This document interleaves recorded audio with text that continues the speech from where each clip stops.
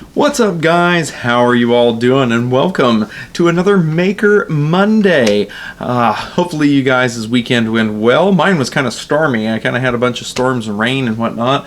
But at least on Sunday we had a pretty sunshiny day. So anyway, the topic of this Maker Monday is going to be development kits. We're going to be talking about the various types of development kits. Let me go ahead and set my watch so we don't go over our time, if my watch will let me set it. So guys, what we're going to be looking at today is, like I said, dev kits. There are so many different kinds, and dev kit stands for development kit. So many different kinds, so many different things. This is going to kind of segue into probably a next series of videos. But anyway, I wanted to talk to you guys a little bit about dev kits, and especially for beginners. I'm going to talk to beginners here for a little bit. If you're beginning in microelectronics, oh, my computer is dinging at me. Well, let's just turn that off. If you are going to be getting into microelectronics and want to just get an easy hands-on thing that's real simple to work with, up to the more advanced stuff. So the first thing that I have that I would definitely recommend is picking up an Arduino. This one here is my Arduino Leonardo. I think it's pretty good. I don't know, these are pretty antiquated anymore. I think there's better ones out there. In fact, the Arduino Uno does many things as well.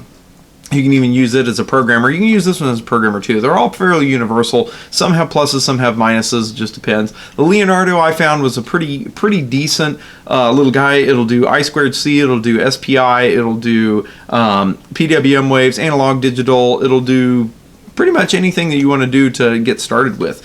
And it's actually a pretty nice little package. Many of you have seen it before. Pretty nice little package. Yeah, this guy's great. It's got its own onboard voltage regulator and whatnot. You can put up to, I can't remember, I think it's like 12 volts you can hit this thing with. Don't quote me. Those of you that know, put it in the comments. But I think it's like 12. You can hit this with 12 volts and it'll knock it down to the voltage that it needs. It gives you two voltages, actually. It'll give you 5 volts and 3.3 volts. You can run this off of LiPo batteries, single cell LiPo batteries. Okay. Sorry, I got an itch, guys. My allergies have been just killing me. But you can run this off of a LiPo battery, which is actually quite nice. Or you can do it off of a 9-volt cell. All right.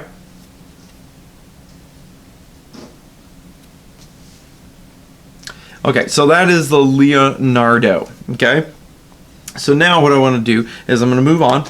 We're going to go up the price, or not really up the price tag, but we're going to go with another one that's a little bit more complicated, but still a fairly decent price. I believe the Leonardo is somewhere around the $30 range or something like that. It might be a little cheaper now.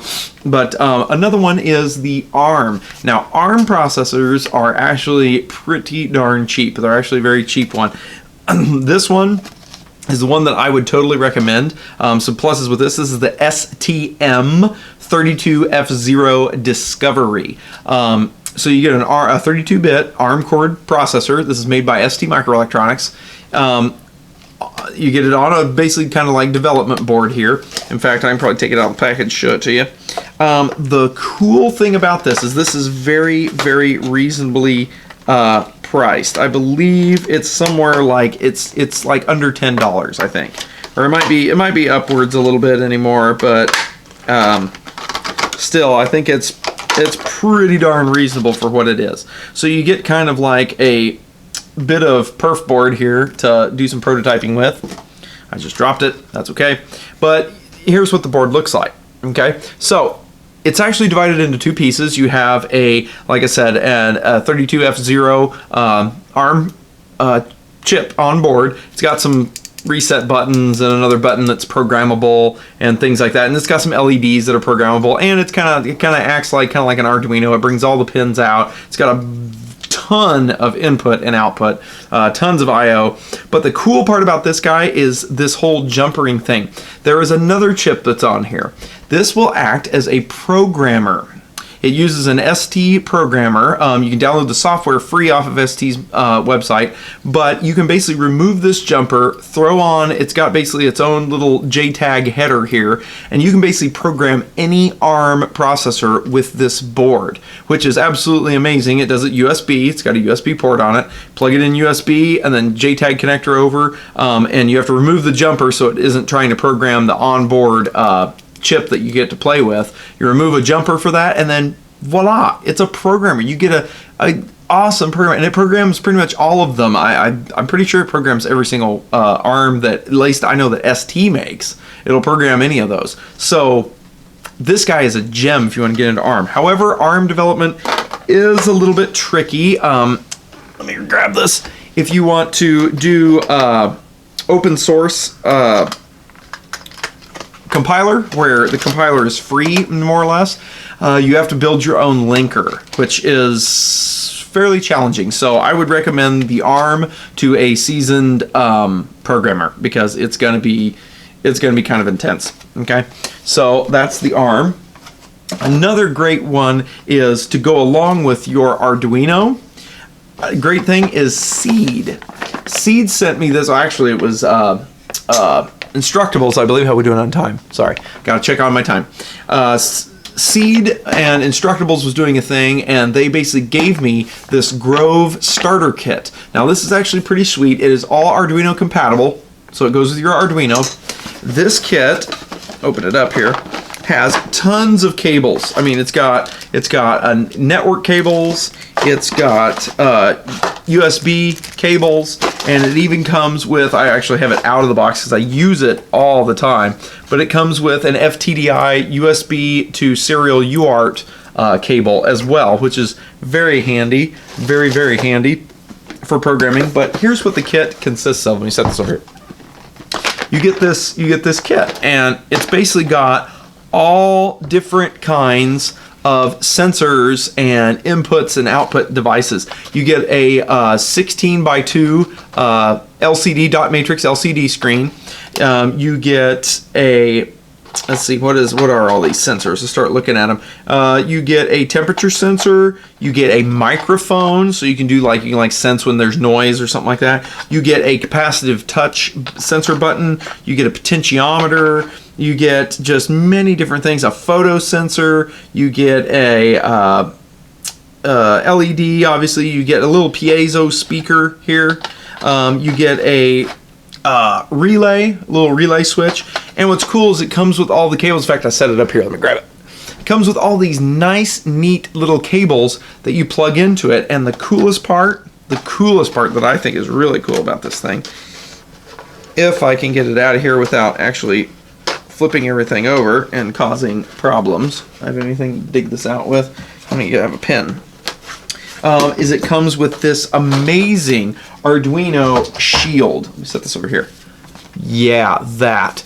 This is a shield for the Arduino. You literally take your Arduino and you plug it onto it, and boom, it gives you a shield. And then all of these sensors that you have, like say LCD screen, you just snap. It's just plug and play. You just plug the cable in here, and you just plug it into one of those open slots that's in here. It comes with its own code library. You go to seedstudio.com or whatever it is, and you go to the website. You can download all the libraries for the Arduino platform. Perfect. Another plus for the Arduino is the fact that the compiler is free, 100% free. So that is definitely a plus, and why I think Arduino has taken off and been such a success is because all the coding stuff is pretty much free for it. So I would recommend, if you want to get into sensors and stuff like that, the Seed Studio Grove Starter Kit. I think that is a good development box. And it's not too expensive. I can't remember how expensive it is. I was given this one, so I don't really know what the price tag was on it. But good nonetheless. Another cool device is the Linkit 1. Now this one has a fairly hefty price tag, if I remember right. It is made by MediaTek in cooperation with the Seed Studio. So you see that Seed Studio on the bottom? So it was a collaboration between both of them. So what it is for is, let me grab the little device. The Linkit one here, this thing is pretty amazing. Now it comes in, I think it's at least $100 if not more, so it's kind of a steep price tag, but you can see why when you see how much stuff is on it. It actually has audio, so you can do you can load MP3s on this thing and play them and programmatically play them and things like that. It has a on the back, it has a SIM/micro SD card combo on it where you can actually plug a SIM card into this thing, and it even has a, oh, where's it at? It has the antenna plugs, the SMA connectors or whatever those are for plugging in antennas, and it can do basically GPS and stuff. In fact, I think it even has GPS, if I remember right. Let me look.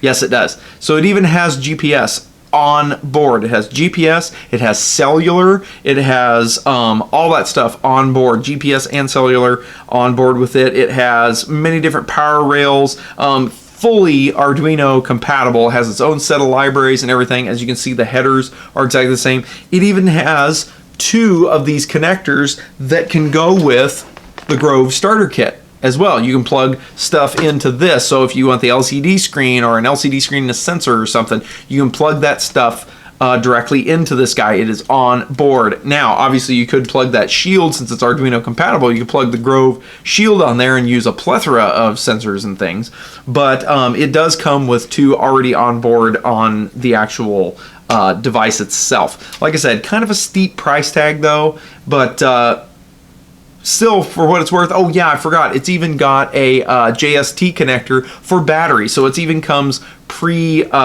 ready for plugging in LiPo batteries, single cell LiPo batteries, so that you can. And I think, in fact, if I remember right, I think it comes with one. Yeah, it comes with one. So it even comes with a battery. So that was exactly what this is for. This is for like mobile applications with the SIM card and all that stuff and the antennas and whatnot. It's for mobile applications and things like that. So pretty darn awesome. Like I said, price tag's a little steep, but it is pretty cool what you get to do with it. Okay, so that's another one that is still around, kind of the starting out beginner type stuff, because that one's Arduino compatible. Another one that you've seen videos, me making videos on and whatnot, is the Intel Edison. Yes, the Intel Edison, one that is actually pretty darn cool. I have the board right here. Now, this huge board is just the development board, okay? So that gives you basically the Arduino Shield. It's Arduino compatible too, even though it runs a full-blown version of Linux on it. It still has a module for Arduino compatible code. When you upload the code to it, it basically stores it in a certain section where the operating system recognizes that there's code there to execute, and it executes it based on the Arduino basically hardware architecture, essentially. And so it will run your Arduino code if you want to. So again, you can snap that Shield on here for even Grove and download the Grove libraries and program with Arduino on this thing, whatever you want. So that is a big plus for the Edison as well, being Arduino compatible. Now, the Edison actually is this. This is really the Edison. It's one of the smallest fully functional Linux driven microcontrollers. All right, so it's going to be in the ballpark of like a Raspberry Pi and things like that. However, this does have Wi-Fi and Bluetooth built into it in this tiny form factor. Now, those are all pluses. Some people look at this as a drawback, but I think it's a plus. It only has, I can't remember, oh man, I wish I could remember. I'm starting to state this and I don't remember what it is. It only has a, I think it's like a 533 megahertz processor, or something like that, or maybe it's only 800 megahertz. I can't remember, but it's definitely less than a gigahertz. And most people look at that as a giant drawback, because they're like, well, wait a minute, there's the Raspberry Pi that's, I don't know how many, gigahertz now they are, and they're dual core, and in fact, actually, I think they're quad core anymore, and all that stuff, quad core ARM processors or whatever. A lot of people go, well, why doesn't this have that kind of power? Well, here's the thing. This was designed for low power applications, hence why the form factor is so small. It is designed for battery applications, for doing things where you're going to put a single cell LiPo on it or things like that. Well, you don't need some hog of a processor to be crunching along and just hoarding down all kinds of power, because you're running a battery. So you don't need this 2.4 gigahertz hog eating up your battery. You need something that's slower, that uses less power, that is still adequate, but yet, you know, will get the job done. That's what the Edison was invented for. It was really for battery projects. So I think that's actually really, for what it was designed for, that's a plus.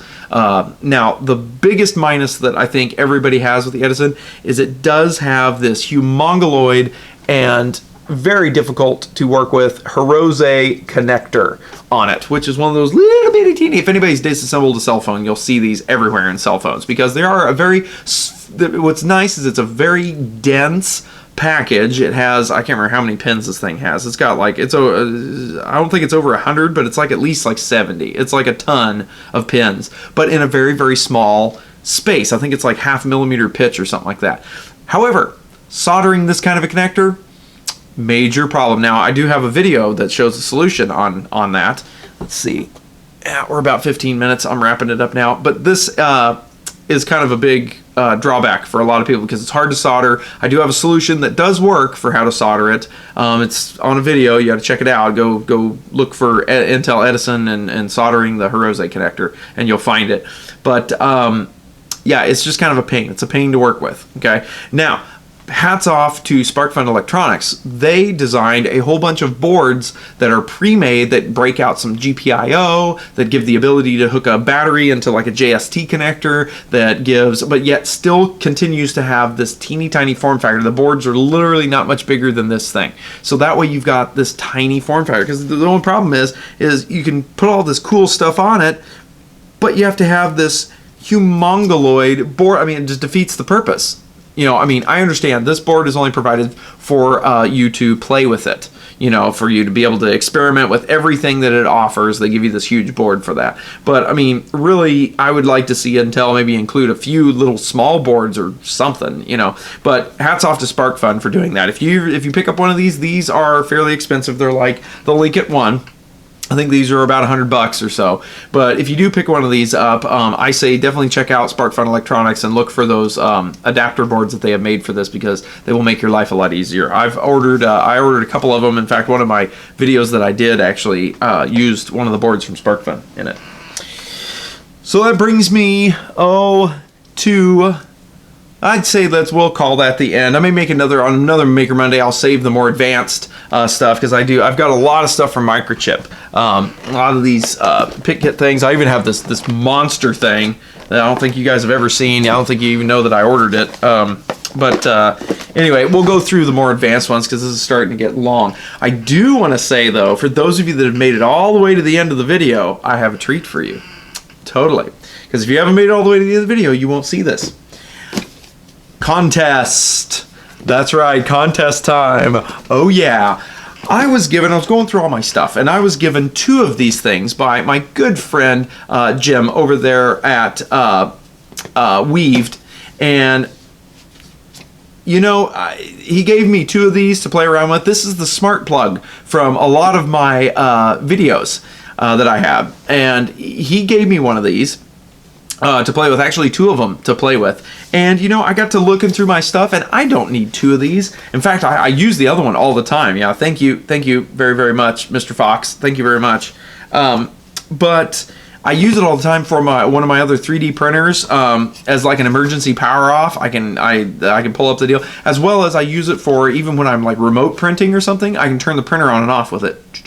And it goes through the whole Weave thing, where you can get to it anywhere in the world, turn it on and off wherever you want to. And so it works really well for 3D printers that maybe are like the old gen 3D printers that don't have the capability of printing standalone stuff like that. You have to use maybe a Raspberry Pi and turn it into a AeroPrint or something, or AstroPrint or something. So anyway, I am giving away one of these little buzzy Weaved powered smart plugs. I'm gonna give this one away. This could be yours. How I'm going to do it? I would like, guys, for you guys to place a comment down in the comments. Anyone who comments in the comments will be entered to win it. I'm gonna do this a little differently. I'm not gonna make you guys go to another site or fill out a form or something like that. I just simply want to give this away, and we're going to do it by comments. I figured out a way to organize my comments where I can see it. So throw a comment down below. We will use the word live stream because we're going to be doing another live stream. And if you can give me a comment, give me an idea of what to do in the next live stream, maybe another build, another project, another thing to make during a live stream, because I think a lot of you enjoyed that. And if you haven't seen my live stream video, go check it out. It was a lot of fun. But for the next live stream, I would like for you to put in the comments what we should do. And if you comment on this video, you will be entered to win the Weaved Buzzy Smart Plug. This thing actually has OpenWRT installed on it, so it's its own Wi-Fi thing. You can do quite a bit of stuff on it. You gotta watch my videos. I've used this in many different videos, as well as created specific videos for it. So guys, I will give one of these away in the coming weeks, probably in the next live stream, which I would like to perform next month. But please give me some ideas, some feedback. Please share these videos, share my videos and whatnot. And if you haven't already, hit that subscribe button. That way you get more on this. I like doing these contests. I really like sending this out. The last guy, Mr. Martin, that won the last contest I did, sent me back a picture of him opening it up, and I really enjoyed that. That was awesome. So enter if you want to be entered into some of these contests. Share the videos and comment. That's the biggest thing. But definitely share my videos, please. That really helps the channel. Hit that thumbs up button and all that jazz. So guys, I have rambled on way too long. This Maker Monday is way longer than I wanted it to be.